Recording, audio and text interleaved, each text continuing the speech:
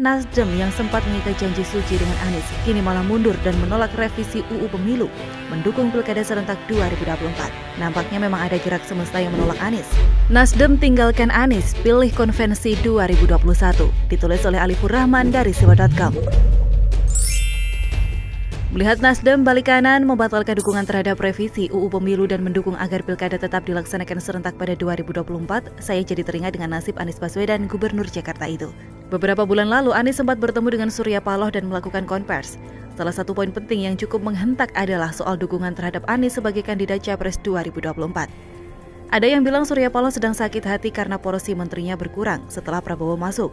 Ada juga yang berpikir bahwa itu adalah strategi Nasdem untuk menaikkan posisi tawar partainya. Strategi biasa yang dulu juga dilakukan Nasdem dengan lebih dulu mendukung Jokowi maju sebagai presiden saat partai lain belum menentukan sikap.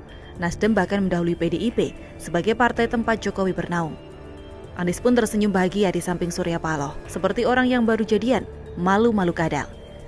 Setelah itu, Anies tak terlalu banyak muncul di media, tak terlalu banyak bekerja, karena Anies tahu bahwa kekuatan terbesarnya adalah kata-kata. Merangkai kata dan kalimat seindah mungkin demi meyakinkan masyarakat bahwa dialah orang yang tepat dan baik. Seperti bujangga atau mantanmu yang tiap hari bikin puisi, tapi tak pernah tahu kapan akan mengajakmu untuk dikenalkan pada keluarganya. Anies menghindar dari banyak pertanyaan dan isu, berusaha melenyapkan namanya sendiri dari pembicaraan dan isu. Karena dengan begitu namanya akan tetap terlihat baik dan tidak ada masalah. Maka jangan heran kalau Anies melakukan isolasi mandiri jauh lebih lama, 2 kali lipat dari manusia pada umumnya. Lumayan, alasan positifnya mampu membuat Anies libur panjang tanpa pertanyaan. Tapi sial, Risma malah jadi Menteri Sosial. Melakukan belusukan ke kolong-kolong jembatan, memaksa publik sadar betapa masalah di Jakarta ini sangatlah banyak. Aksi kader PDIP itu memaksa Anies keluar dari kandang isolasi, mendadak sembuh dan harus ikut belusukan agar panggung politik tak dikuasai oleh pendatang baru bernama Risma. Belum selesai dengan Risma, Nasdem yang sempat mengikat janji suci dengan Anies kini malah mundur dan menolak revisi UU Pemilu, mendukung Pilkada serentak 2024. Bagi Anies ini seperti yang sudah pacaran lama, sudah terlanjur menyiapkan nama anak baik laki-laki atau perempuan, tapi ujungnya putus tanpa alasan yang jelas. Bagi Anies, Pilkada 2022 adalah keharusan agar namanya tetap dibicarakan, agar dirinya tetap punya panggung politik nasional. Kalau tidak ada Pilkada, maka dia tidak akan menjabat lagi sebagai gubernur. Masa baktinya selesai 2022 dan akan diganti oleh PLT yang ditunjuk Mendagri. Anies akan bernasib sama seperti Gatot Nurmantio, punya panggung yang sangat mewah ketika menjabat sebagai Panglima TNI, lalu setelah pensiun tak ada satupun partai yang mau mengangkatnya. Bahkan Presiden Jokowi juga tak mau menunjuknya sebagai menteri. Manuver yang dilakukan Gatot sangat lemah, seperti gelandangan politik. Beda dengan Muldoko yang juga mantan Panglima TNI tapi masih punya panggung atau jabatan sebagai Kepala KSP. Sekali diserang AHY, Muldoko langsung menarik perhatian dan memunculkan keyakinan bahwa Muldoko siap untuk maju di Pilpres 2024. Anies dan Gatot ini serupa, sama-sama gak punya partai, sama-sama bukan kader, sehingga satu-satunya kekuatan untuk menarik perhatian partai adalah kekuasaan dan jabatannya. Ketika jabatannya lepas, maka partai akan melihatnya seperti jelata yang tak punya apa-apa. Maka berita bahwa Anies mendapat penghargaan pahlawan transportasi yang disejajarkan dengan Elon Musk malah menjadi olok-olok netizen. Tanpa pembelaan buzzer, karena sudah loyo duluan, karena sudah tahu bahwa tak ada partai yang mau mendukung Pilkada 2022. Kondisinya akan berbeda jika partai pendukung revisi UU Pemilu menjadi mayoritas di DPR. Pasti Anies akan disanjung setinggi langit, setinggi roket yang diluncurkan Elon Musk, dibela oleh buzzer yang bergerilya. Pada akhirnya saya pikir ini juga bukan semata-mata karena Nasdem yang memilih mundur. Nampaknya memang ada gerak semesta yang menolak Anies. Lihatlah bagaimana Formula E membatalkan untuk mengaspal di Jakarta. Lagi-lagi Anies kehilangan panggungnya. Sementara Nasdem, saya dengar mereka akan melakukan konvensi tahun depan. Dan saya juga sudah dihubungi oleh beberapa tim dari beberapa orang yang sekarang menjabat sebagai menteri di kabinet Jokowi Amin.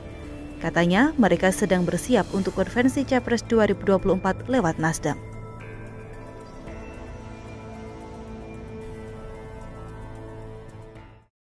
Tapi kiranya figur-figur ini mampu membuat mata Rocky Gerung makin lebar dan wawasan makin luas. Meskipun ya saya kira tidak bakal karena yang namanya Rocky Gerung bakal tetap seperti itu. Katakan kader PDIP tidak sekualitas Anies dan AHY, Rocky Gerung sehat, ditulis oleh Michael Seven dari siwa.com. Saudara-saudara sebangsa dan setanah air, ternyata banyak sekali sumber komedi di negara ini. Setelah drama kudeta Partai Mercy yang dibintangi oleh komedian AHY dan timnya, aksi komedi selanjutnya dibintangi oleh Rocky Gerung. Dalam sejumlah sumber media, Roky Gerung mengatakan bahwa kader-kader PDIP tidak memiliki kualitas yang sama dengan Anies dan AHY. Silahkan disimpulkan sendiri, apakah ini pujian atau hinaan, atau apakah ini sindiran atau merendahkan. Yang jelas ucapan ini datang dari orang yang mengaku sebagai pengamat politik yang merasa dirinya paling hebat dan jago dalam berpolitik. Ampun Bang Jago. Di satu sisi, saya melihat ucapan Roky Gerung ini ada benarnya. Benar sekali malahan. Beliau mengatakan kader PDIP tidak memiliki kualitas yang sama dengan Anies dan AHY. Ya benar kan? Masa partai hebat begitu mau disamakan dengan pelawak yang tidak bisa ngapa-ngapain? Ya jelas tidak sekualitas, karena kualitas kader-kader PDIP jika dibandingkan dengan kualitas AHY dan Anies bagikan langit dan bumi. Kader-kader PDIP itu sangat berkualitas dan kinerjanya sangat baik, sehingga elektabilitas PDIP sekarang merupakan tertinggi dari seluruh partai. Memang beberapa kader PDIP ada yang bermasalah, seperti Harun Masiku dan juga Juliari Batubara. Tapi partai mana sih yang isinya orang baik dan sehat semua? Malahan Partai Demokrat lebih gila-gilaan lagi korupsinya. Memang inilah yang selalu dijadikan bahan oleh kadrun untuk menyerang partai banteng.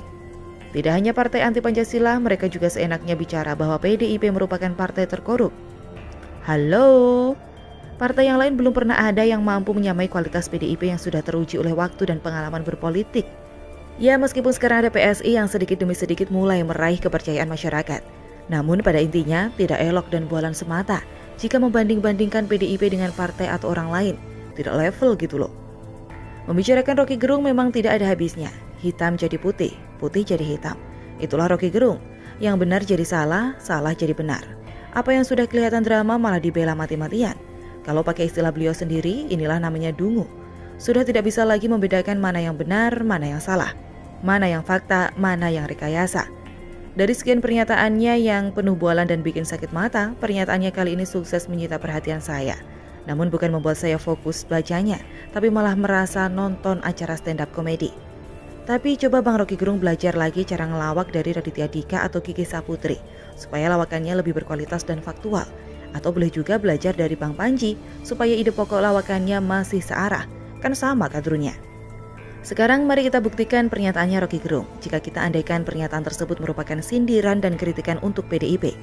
Anda semua pasti sudah tahu siapa saja kader-kader terbaik PDIP. Bahkan, saya kira tidak cukup dengan hitungan jari.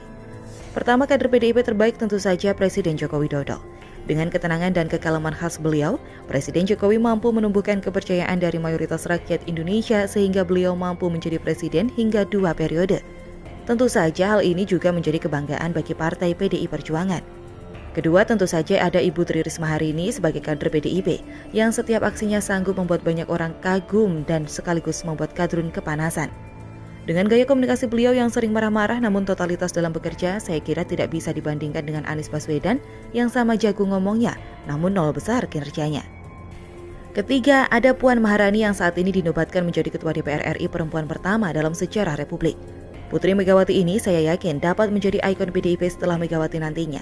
Dan juga tidak hanya putri biologis Megawati, namun juga pasti putri ideologis yang sanggup dan mampu meneruskan perjuangan Megawati dan tentunya Bung Karno. Selain 3 orang tersebut, masih banyak kader PDIP yang memang tidak diragukan lagi kinerjanya. Mulai dari Ganjar Pranowo, Basuki Cahayapurnama, Adian Apitupulu, Budiman Sujatmiko, dan masih banyak lagi.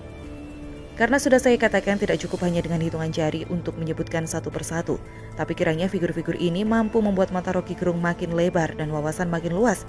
Meskipun ya saya kira tidak bakal karena yang namanya Roky Gerung bakal tetap seperti itu dengan pengetahuan dan pernyataan cetek yang tidak bisa masuk logika orang sehat dan waras. Sehingga kembali sesuai judul di atas, apakah Roky Gerung sehat? Apakah Roky Gerung waras dikaitkan pernyataan tersebut? Silahkan kalian menilai sendiri. Meskipun saya bisa memperkirakan mayoritas penilaian Anda. Saya memang tidak memungkiri bahwa PDIP tidak selalu bersih. Pasti ada saja kader-kadernya yang mempermalukan partai dan juga merugikan negara. Seperti Juliari Batubara, Harun Masiku, dan kader-kader PDIP lainnya yang pernah bermasalah dengan hukum. Namun kembali lagi, bahwa pelanggaran-pelanggaran itu pasti atas dorongan nafsu pribadi. Karena namanya dosa itu urusan pribadi, bukan urusan orang lain, apalagi komunitas. Sehingga saya tetap yakin mendukung PDIP. Karena mampu menunjukkan konsistensi dan komitmen dalam mengawal Pancasila dan menyejahterakan masyarakat. Semoga partai-partai lain mampu belajar dari PDI Perjuangan, agar politik Indonesia nantinya benar-benar bisa menjadi suatu ekosistem yang baik, yang memudahkan terwujudnya keadilan dan kesejahteraan bersama. Kan lebih baik kalau nanti ketika pemilu, saya jadi bingung mau pilih siapa karena semua partai sama jagonya, sama hebatnya. Begitulah kura-kura.